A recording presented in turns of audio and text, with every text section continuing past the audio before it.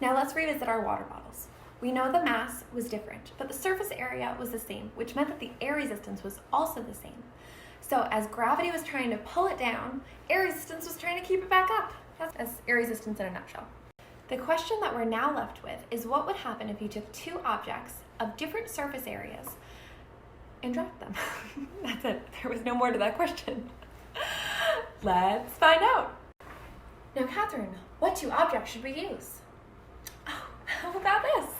And this! Woohoo! Okay, so obviously, if you've ever dropped two pieces of paper before, they're going to fall at the same time, right? I don't have to show you that. It's the same thing as the water bottles, basically.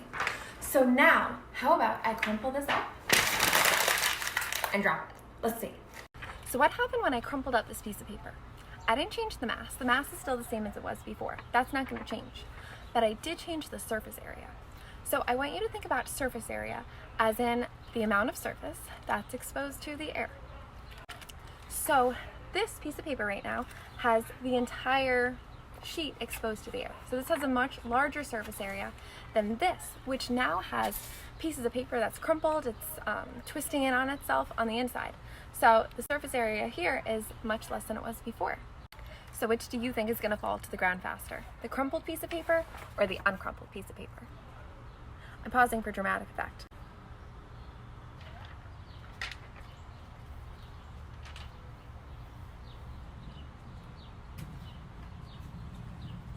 So were you guys surprised, or do you just completely not trust me anymore if I ask you a question?